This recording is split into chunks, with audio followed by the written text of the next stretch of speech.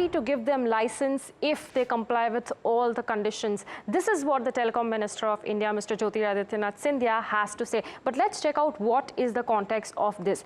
Well, why is Starlink making an entry in India? Well, there is no satellite internet in India as of now, and India is the biggest base for internet globally. Maybe this is why Starlink has seen India as an opportunity to provide internet services based on satellite. Well, what is Starlink? Let's quickly have a look. Satellite internet company owned by Elon Musk's SpaceX is what this is. It is currently operational in geographies like US, Canada, UK, France, Germany, Australia, New Zealand, amongst others. Well, what is the status of Starlink in India as of now? Of course, it wants to enter into India is what we all can see, but it's currently evaluating the regulatory and statutory requirements for a launch because the telecom minister did ensure that they will only get the license once the security concerns for India are mitigated. But why is the satellite internet scoring above the broadband internet is what we look over here. Like for the users, like for me and you, satellite internet has faster connection because obviously it has to go through less touch points as compared to the territorial towers.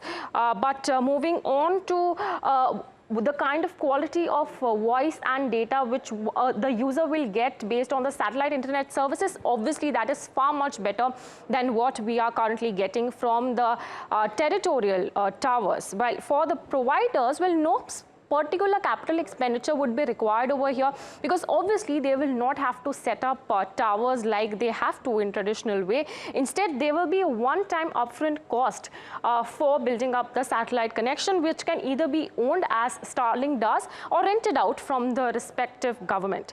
Let's check out the Starlink's pricing in the US. Well, it charges $120 per month in the US. This is what the current pricing in US is.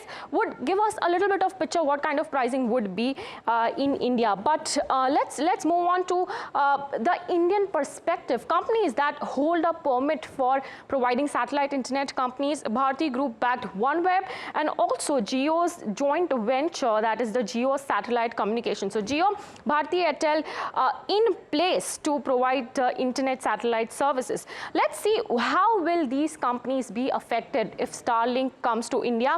Increased competition, obviously moving on, market share erosion because more the wider audience it reaches, more audience will turn away from our traditional companies and move to Starlink India. Cutthroat pricing is what could also happen, like in 2016 when Jio came out.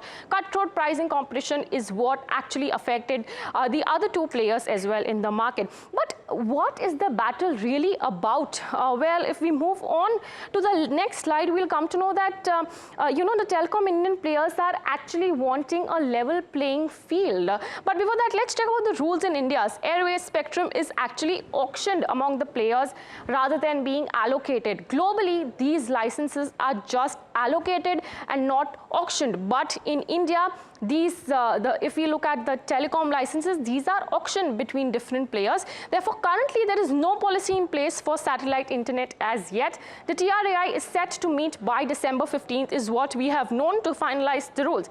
And then government will take on actions based on TRAI's recommendations and will likely have an outcome of the meeting likely by December 15th as reiterated.